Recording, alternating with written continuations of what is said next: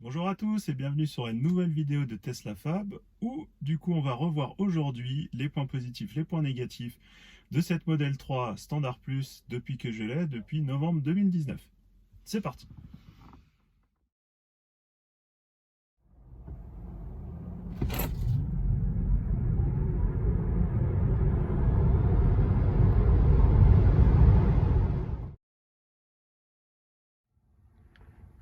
Alors en point numéro 2 vient très clairement le niveau d'équipement de la voiture. Je ne sais pas si on se rend compte, mais je veux dire une Tesla SR+, pourtant c'est l'entrée de gamme, on a quand même un sacré niveau d'équipement. Alors on va commencer par des sièges en cuir végétal ou synthétique, qui est quand même quelque chose qui est souvent une option sur les autres voitures. On a un toit vitré complet, c'est quand même quelque chose d'extrêmement sympa et qui est de série. Ensuite on a des rétroviseurs électrochromatiques à la fois donc sur le central qui est assez traditionnel mais aussi sur les rétrolatéraux, quelque chose qu'on voit assez rarement ou alors en option. Ensuite on a au niveau des réglages assez intéressant, donc un volant 100% réglage électrique et à mémoire, ce qui est quand même assez exceptionnel. Donc les mémoires on peut les remettre donc du coup avec restaurer ici, je remets les positions. Ensuite donc on a des sièges à réglage 100% électriques, comme vous pouvez le voir ici, donc avant arrière, le dossier, également un réglage lombaire des deux côtés. Des phares à LED également de série. 8 caméras d'assistance à la conduite. Sur les côtés, également dans les montants latéraux. Et une à l'arrière, bien sûr, pour la caméra de recul. Ici.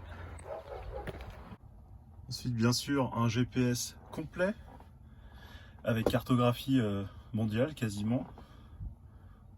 Je pense. Si on lui demande d'aller aux États-Unis, je pense pas qu'il nous dise qu'on puisse. Mais en tout cas, la carte est présente.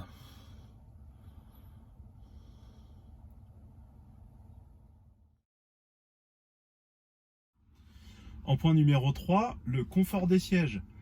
Voiture avec une assise extrêmement agréable, je dirais même relativement souple, un bon maintien latéral pour mon gabarit qui est quand même assez généreux. Mais on a vraiment des sièges d'une grande qualité. Ce que j'apprécie aussi, c'est que l'appui-tête monte vraiment haut. Pour moi qui fais 1m86, j'ai du support jusqu'en haut, les épaules également.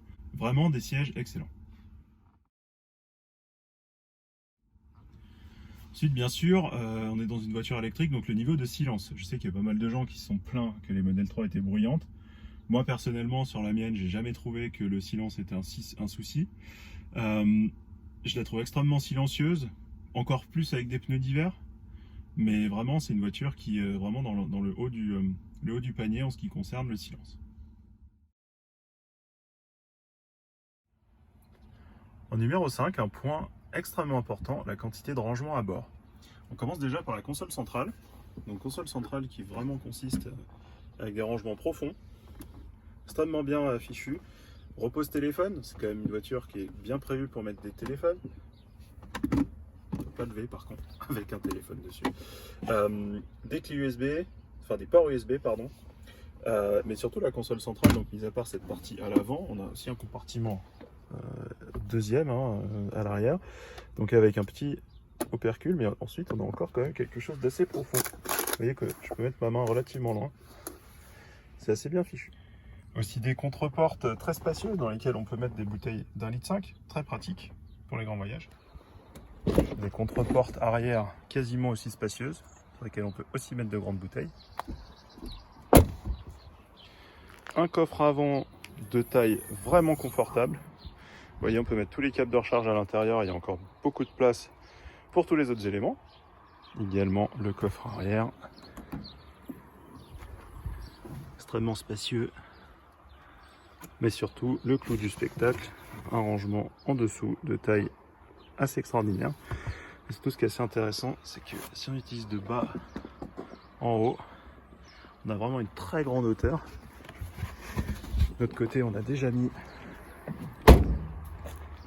beaucoup, y compris des plantes en fait à l'arrière, ce qui est assez étonnant pour une voiture qui n'a pas de haillons.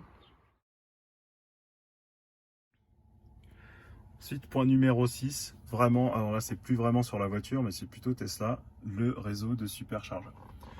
Là, on peut voir tous les superchargeurs qu'on a autour de nous, qui nous annoncent en temps réel la quantité de stalls disponibles. C'est vraiment extrêmement bien fait.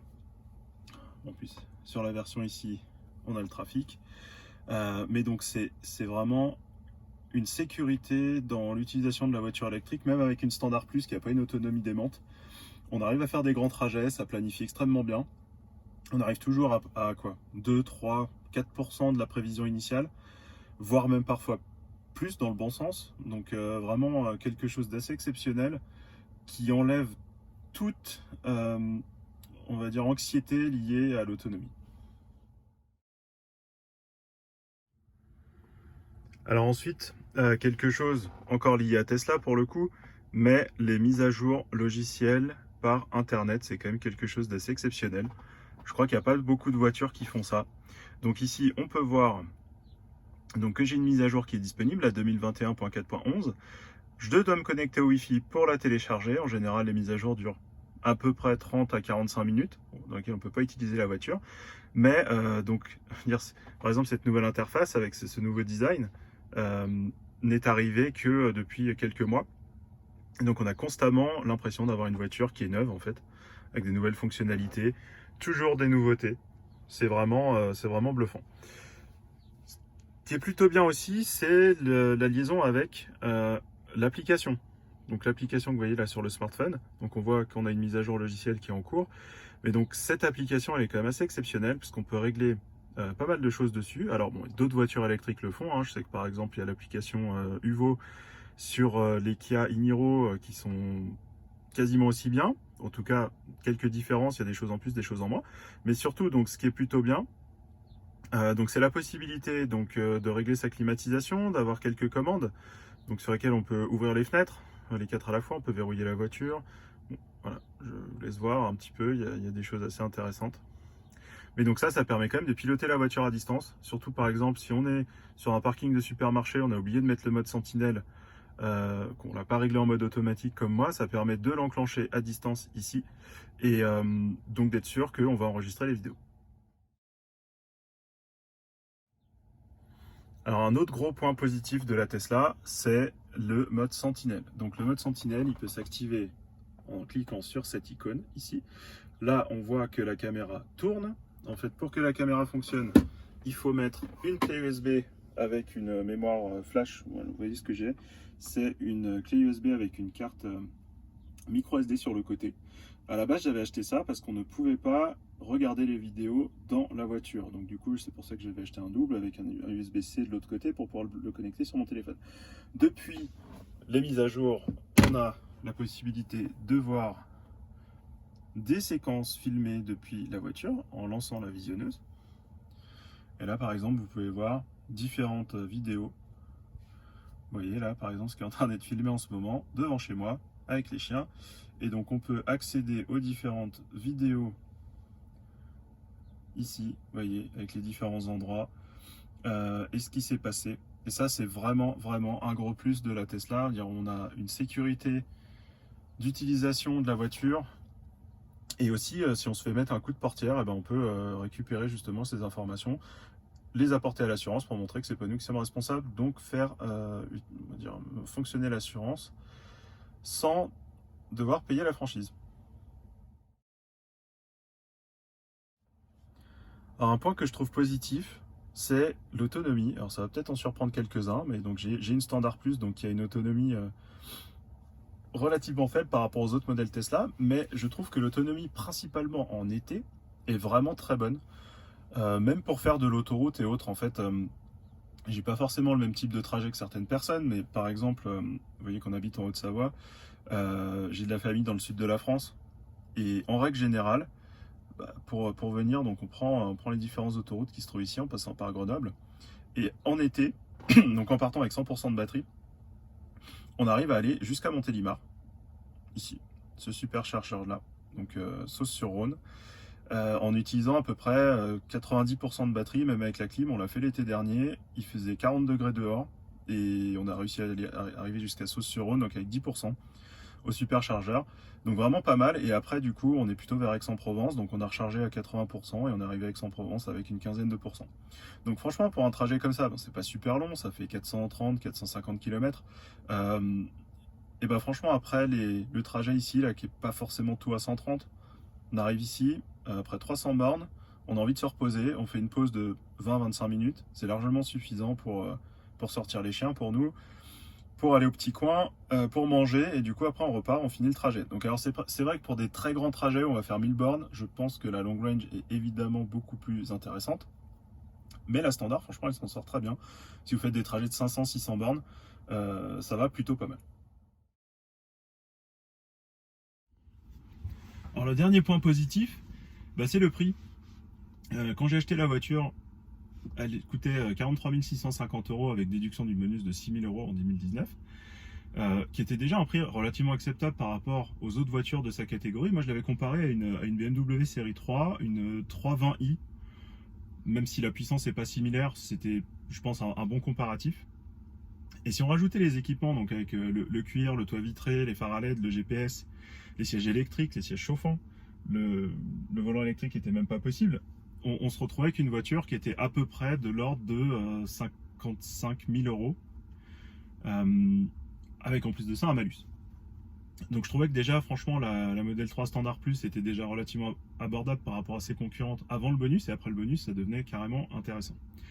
Ce qui est le plus marquant, et je pense le point le plus positif sur une voiture électrique, c'est le coût d'utilisation. De mon côté, je roule à peu près 100 km par jour.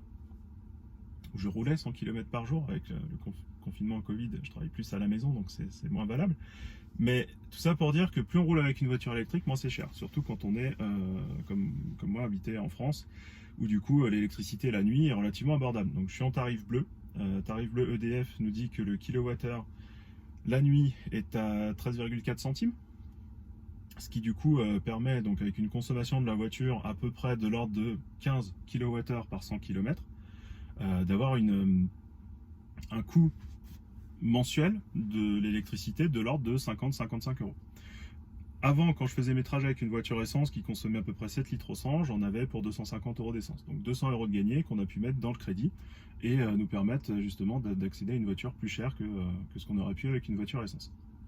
Donc maintenant que la Standard Plus a baissé et est éligible au bonus de 7 000 € à nouveau, on va dire, le prix est descendu quasiment à 38 000 € si je ne me trompe pas, même moins que ça, 36 800 il me semble pour les premiers modèles en couleur blanche, ça devient carrément attractif pour une voiture aussi bien équipée, qui fait quand même 300 chevaux, qui a une autonomie qui a augmenté avec le nouveau modèle. Donc ça devient vraiment quelque chose de très abordable. On est au prix d'une Audi A3 équipée de manière similaire, voire peut-être même encore un peu moins cher. Donc vraiment le prix, argument béton.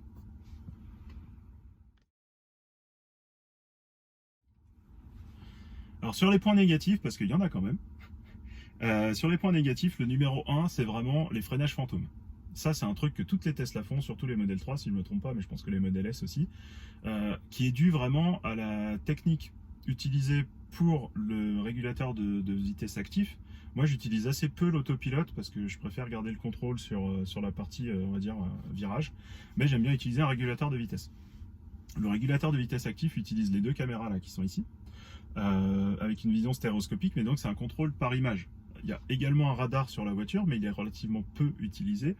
Il est en général utilisé uniquement pour faire une vérification quand les caméras, on va dire, donnent une situation qu'elle ne comprend pas. Et donc en fait, on se rend compte qu'il y a souvent des freinages fantômes avec des problèmes d'ombre. Donc quand on passe un camion qui a du soleil, par exemple, il va avoir l'impression qu'il y a un deuxième camion sur la voie, il va piler. Donc ça, c'est vraiment hyper désagréable. Quand on va passer sous un pont, encore une fois, c'est souvent quand il y a du soleil, ça va piler. Une sortie de tunnel, c'est, allez, une fois sur 10, ça va piler. Donc après, on a tendance à anticiper, mais c'est vraiment super désagréable. Moi, j'aime bien rouler avec le régulateur de vitesse, comme je le disais, mais être constamment avec le pied au-dessus de l'accélérateur pour reprendre la voiture, si jamais elle est amenée à freiner, on va dire, de manière fantôme, bah, ça tue un petit peu le plaisir du régulateur de vitesse. Donc j'aurais aimé que l'on puisse utiliser le régulateur de vitesse sans la fonction adaptative et que je prenne mes responsabilités en utilisant simplement le blocage de la vitesse comme sur pas mal de véhicules actuels. Le deuxième point négatif, quand j'ai commandé la voiture, donc je l'ai commandée en octobre 2019, il y avait un tweet d'Elon Musk qui a dit toutes les voitures depuis avril 2019 viennent équipées avec le hardware 3.0. Or, moi, en regardant ma voiture quand je l'ai reçue, donc j'ai eu le hardware 2.5. Alors, je dis pas que c'est un souci, mais simplement que les améliorations qui ont été faites depuis, qui utilisent toutes les fonctionnalités du hardware 3.0, n'ont pas vraiment été apportées sur mon modèle. Donc, évidemment, j'ai pas signé pour avoir les fonctionnalités du 3.0. Par exemple, l'amélioration de la visualisation de conduite, je ne l'ai pas. C'est vrai que c'était pas indiqué sur, on va dire, le bon de commande. Les fonctionnalités d'autopilote basiques sont, on va dire, existent et fonctionnent, mais je trouvais ça un petit peu dommage que c'est quelque chose qu'on nous a annoncé et finalement qu'on n'a pas eu. Donc j'étais un petit peu déçu, même si évidemment, contractuellement, je peux pas, on va dire, reprocher ça à Tesla d'avoir mis en fait un équipement qui est suffisant pour assurer les fonctions d'autopilote basique. Alors ensuite, un autre point négatif, quand j'ai eu la voiture, j'ai trouvé que le train avant était légèrement bruyant, principalement en passant sur les petits dodanes type McDo, vous savez, les petites bosses noires et jaunes. Et vraiment un petit bruit, plutôt une résonance. Certes, la voiture est silencieuse. Bon, j'ai quand même eu pas mal de voitures avant, je sais reconnaître quand un train avant est légèrement bruyant. Donc au début, je pensais peut-être à un défaut d'amortisseur ou quelque chose comme ça, mais apparemment toutes les modèles 3 sont comme ça, je l'ai fait vérifier chez Tesla. Et donc c'est quelque chose qui est relativement standard. Je trouve qu'avec le temps, donc pour l'instant j'ai 22 000 km, c'est quelque chose qui s'est amélioré. Je l'entends moins. Alors peut-être que c'est dû au pneu hiver, il faudra que je revoie quand je repasse en pneu d'été. Mais c'est quelque chose du coup qui m'a un petit peu gêné.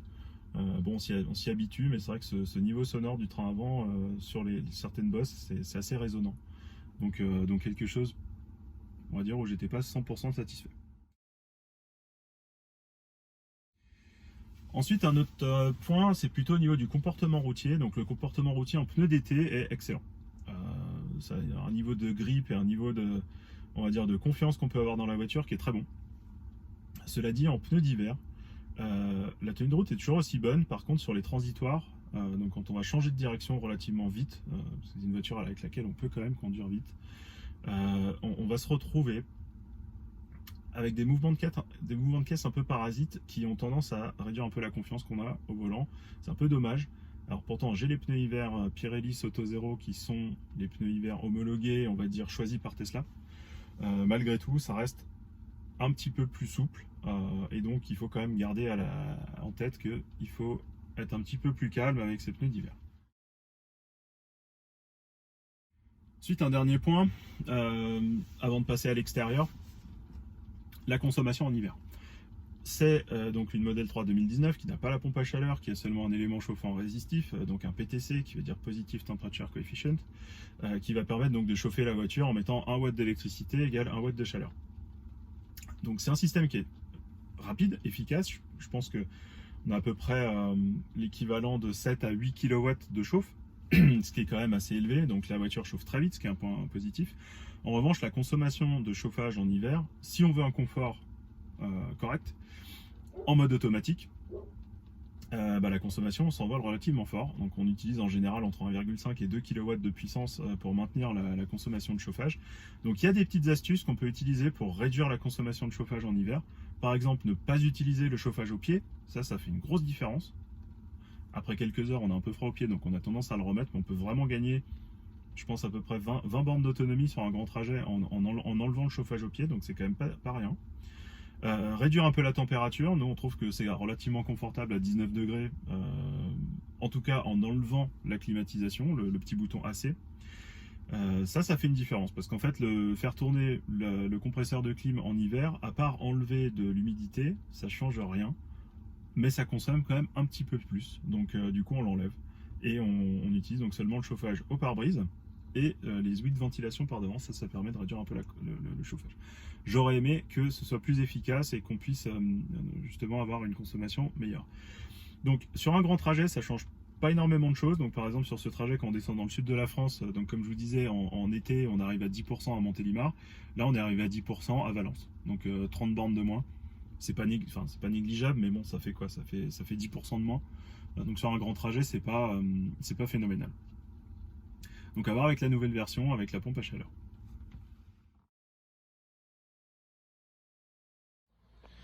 Et donc pour finir, donc dans les points négatifs, le fit and finish de la voiture. Alors, beaucoup de personnes sont plaintes sur les modèles 3 d'avoir une finition de qualité médiocre, des panel gap, les fameux.